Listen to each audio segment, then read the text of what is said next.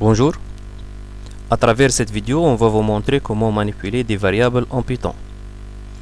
En Python, les variables bénéficient d'un typage dynamique. Il n'est pas donc nécessaire de déclarer la variable avant son utilisation. Donc, le type est détecté automatiquement lors de la création de la variable. La question qui se pose ici, comment faire la création d'une variable? La réponse, c'est donc l'affectation. À travers une affectation, je peux créer une variable. Prenons un exemple. Je vais utiliser la console à travers la première ligne de commande. Je vais taper A égale A2. C'est une affectation qui consiste à stocker le contenu 2 dans la variable A et j'ai utilisé pour cela l'égalité. Comment afficher le contenu de cette variable? Je tape tout simplement le nom de la variable et je valide, et comme ça elle affiche son contenu. Attention, ici vous ne devez pas donc utiliser la même méthode lorsque vous êtes en train d'écrire un programme. Dans un programme, vous utilisez la fonction print. Une variable, une affectation. Une affectation encore, elle peut prendre en argument le résultat d'une opération. Exemple, A égale A2 plus 4. Et comme ça, l'opération doit être calculée et puis le résultat va être stocké dans la variable A. Et comme ça, j'obtiens 6 dans la variable A qui est le résultat de l'addition entre 2 et 4.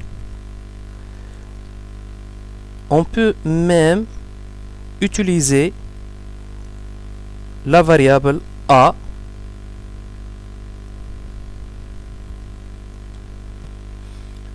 l'argument d'une affectation peut prendre la variable A elle-même, comme dans l'exemple suivant, A égale à A plus 2, et comme ça, la nouvelle valeur de A égale à l'ancienne valeur A plus 2. Donc ici, obligatoirement, ce A doit avoir un contenu. Donc, et comme ça, j'obtiens 8, puisque l'ancienne valeur de A est égale à 6. Je vais prendre un autre exemple. B égale à B plus 2. Comme vous voyez ici, je vais mettre dans B le résultat de l'opération B plus 2. Constatez bien ici, remarquez bien ici, que B n'est pas déclaré ou elle ne possède pas un contenu. Je valide. Vous voyez bien qu'elle génère une erreur.